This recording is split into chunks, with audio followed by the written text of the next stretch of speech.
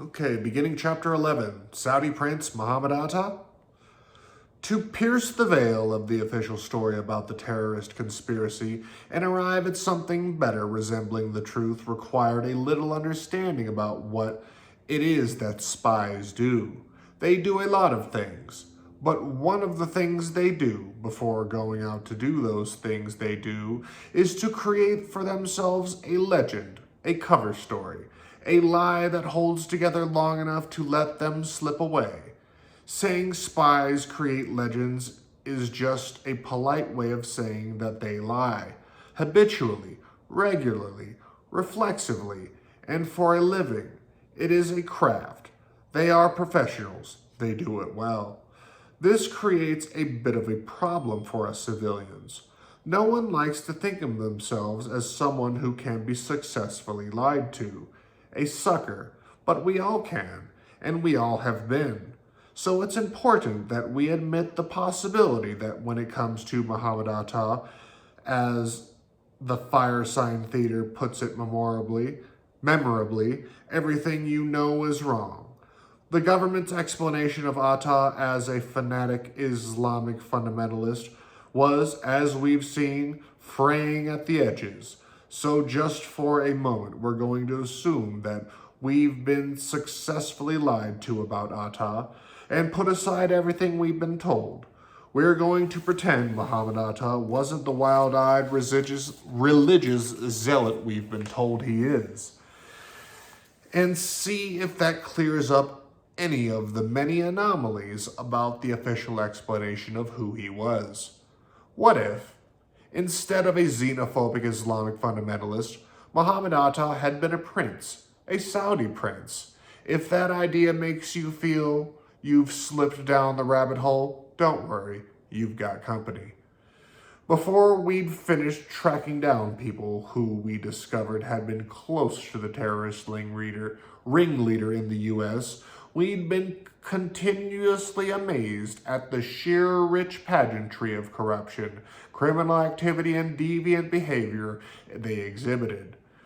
Busy with everything from smuggling aircraft into the U.S. over the Arctic to sabotaging planes and helicopters to crash, we met ex-KGB colonel in Miami. Colonels.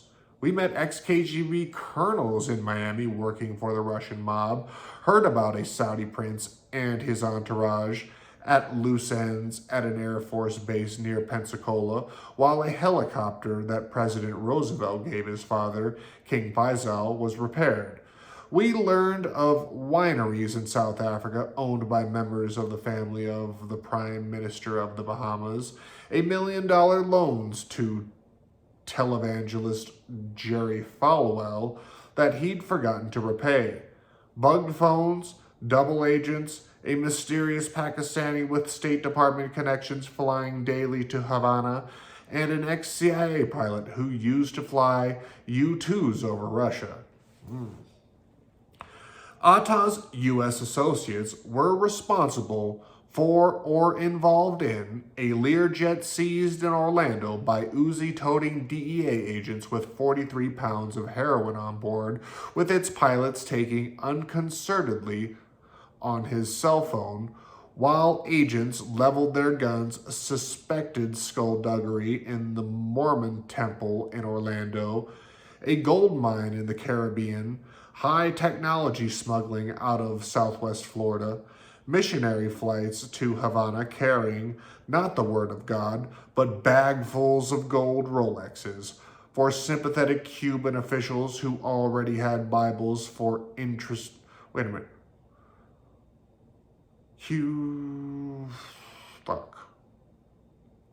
But bags full of gold Rolexes for sympathetic Cuban officials who already had Bibles.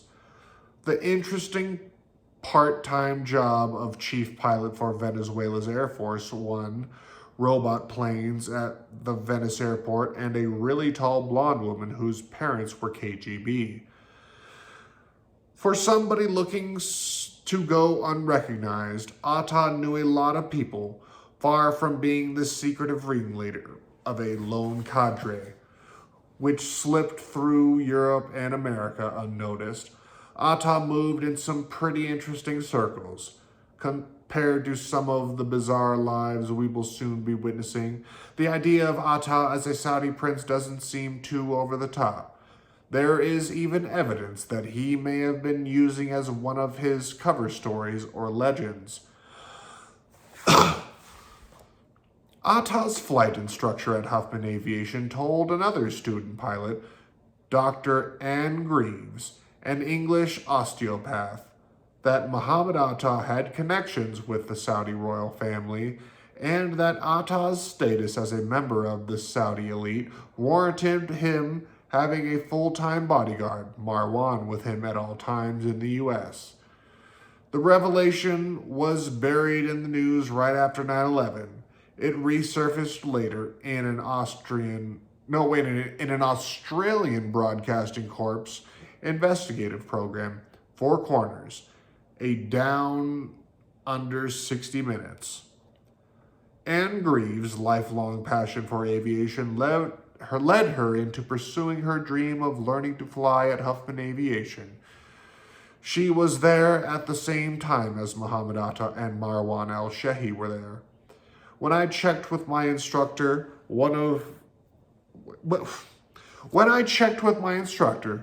on one occasion about their strange habits, she told Four Corners, I was informed that the men we now know as Mohomed Atta and al-Shehi actually had royal connections with a Saudi house and that al-Shehi was his bodyguard.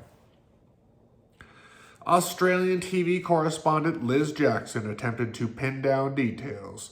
This story about Mohomed Atta being royalty and al-Shehi being his bodyguard, was that something just that Huffman's told you? What? Oh, this must be a question. This story about Mohomed Atta being royalty and al-Shehi being his bodyguard, was that something just that Huffman told you? I mean, do you think that was something that they even believed, or... It was my impression that it was generally believed, Greaves said, but it was my instructor who told me at the time, so I had the impression that was generally believed, yes. That Mohomed Atta was royalty?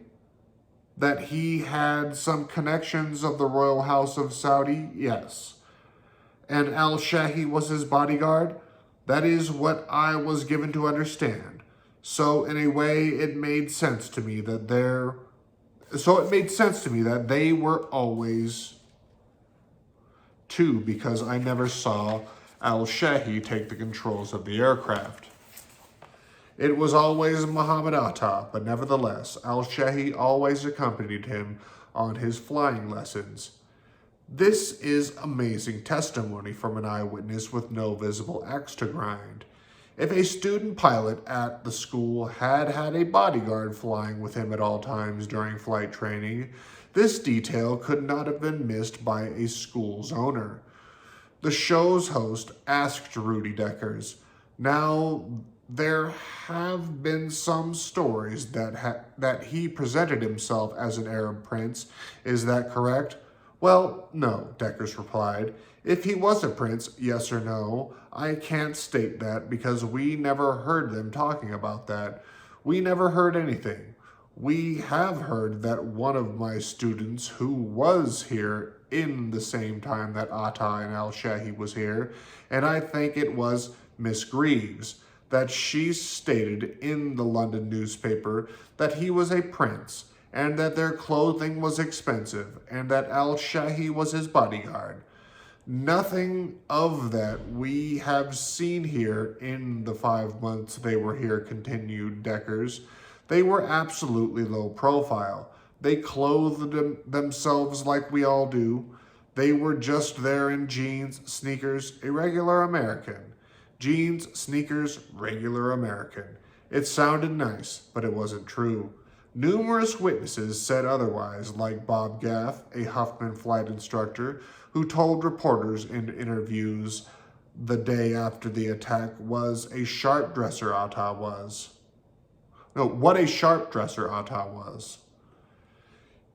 You see how we're all dressed? Asked Gaff, who was clad in a t-shirt and jeans. This guy used to show up in leather shoes, shine shoes, dress slacks, silk shirts all the time, but neither said jeans, sneakers, regular American. Brad Warwick, who rented 3 cars to Atta during the last 6 weeks before the attack, told us, Mohomed dressed to the nines, you know. Nice pants and shirt, just businesslike. Nice clothes, businesslike. He carried a briefcase. Jeans, sneakers, regular American. It doesn't even sound like Deckers is talking about the same guy. A restaurant owner in the Comis, who had a memorable encounter with Atta and his terrorist compatriots, described in a later chapter, was asked how Atta had been dressed when he came into her restaurant. They were dressed in Florida-type shirts, the silk, you know, with the patterns, that kind of thing. Lots of jewelry. I thought they were mafia, said Rene Adorna of the Pelican Alley. All of these descriptions are a long way from jeans, sneakers, regular American. It's a small point, but telling. Did Deckers lie in an improvised on-camera attempt to discredit Anne Greaves' account? It raised a red flag about his veracity during his innumerable television appearances in the wake of the disaster. Another comment by flight student Greaves seems clearly prescient in light of what we soon would discover. I just thought it very strange that 2 Arabs had selected an airfield or a flying establishment that was really very quietly situated, she said. I remember thinking at the time I found this very strange because normally royalty learn at military establishments for security reasons alone. Atta had learned at U.S. military facilities, we discovered. As many as 7 of the hijackers were in this country at the invitation of the U.S. government. Keeping this knowledge secret has been an objective of the cover-up currently in progress. On the Saturday following the Tuesday attack, the Los Angeles Times broke the story in a long article on their front page. A defense official said 2 of the hijackers were former Saudi pilots, reported the paper, who had studied in exchange programs at the Defense Language School at Lackland Air Force Base in Texas and the Air War College at Maxwell Air Force Base in Alabama. The story went wide the next day, Sunday, September 15th. Newsweek, The Washington Post, and the Miami Herald all reported as many as 7 of the terrorist hijackers in the September 11th attacks received training at secure U.S. military installations.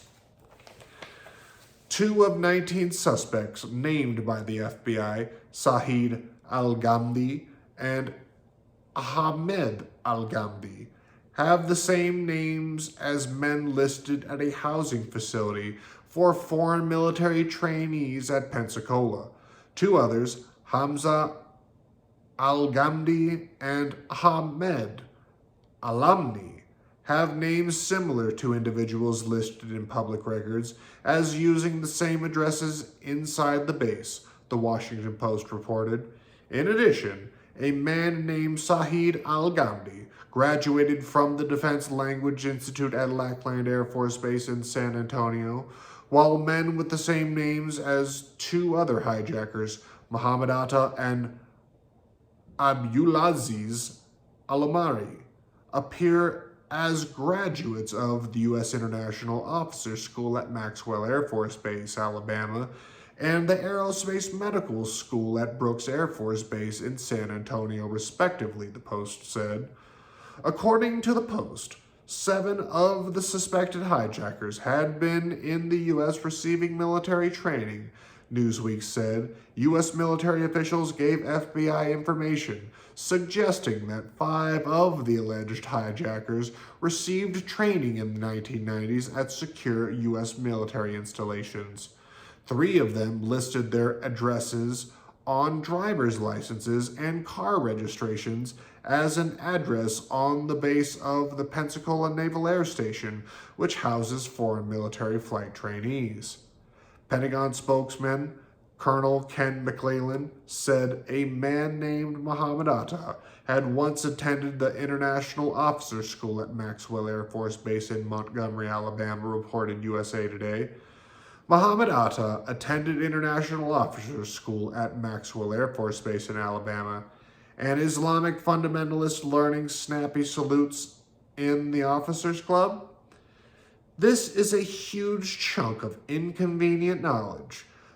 There were going to be lots of questions. Someone was going to have to answer for a lot.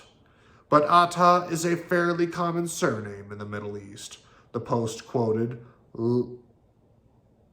Layla al-Qatamni of the Arab American Anti-Discrimination Committee as saying, and the suspected hijacker's first name is probably the number one name that is given to babies in honor of the Prophet Muhammad. The Boston Globe reported the Pentagon's denial. Some of the FBI suspects had names similar to those used by foreign alumni of U.S. military courses, said the Air Force in a statement.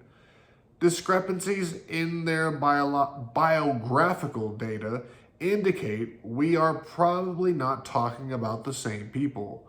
How easy was it to tell the Pentagon was lying? Think about it. It is neither plausible nor logical that the reports were false because of seven separate cases of mistaken identity. 1 or 2 maybe, but 7, no way. Still, after this vague and perfunctory Pentagon denial, the story had an exceedingly short half-life. The Pentagon denied it. The media dropped it. It went away. There was no follow-up. Had the Washington Post, the LA Times, Newsweek, the Miami Herald all been wrong? None of the papers offered a retraction. How could a story as major as this, that many of terrorists... How could a story as major as this, that many of the terrorists, including ringleader Mohomed Atta, had been in the U.S. to receive training at U.S. military facilities, have gotten lost? It wasn't lost, we discovered, and it wasn't wrong either. It was suppressed. The first thing we noticed in the Pentagon denial was that probably not talking about the same people doesn't strike quite the right tone of specificity one might expect of an investigation into the people responsible for vaporizing 3,000 human beings. It's not just vague, given the circumstances, it's almost criminally vague. When the Pentagon unveiled their big new bunker-busting bomb in Afghanistan, they didn't describe it as being a kind of big bomb, did they? No, they called it a satellite-guided 2-ton bunker-busting bomb known as the EGBU-27. Yet now, Air Force spokesmen were persuading Newsweek, the Washington Post, and the Knight Rider newspapers to drop an immensely important revelation on the basis of statements like name matches may not necessarily mean the students were the hijackers. What if Nixon's press secretary, Ron Ziegler, had been able to wave Woodward and Bernstein off as the Watergate scandal came to light by saying the burglars probably didn't have White House ties? The only answer we could see was that the initial press reports, while true, were also inconvenient and were deliberately suppressed. Could America's vaunted free press be involved in an ongoing cover-up of something of this magnitude? We tried to find out. but we were stonewalled every step of the way. We weren't the only ones being stonewalled. When Newsweek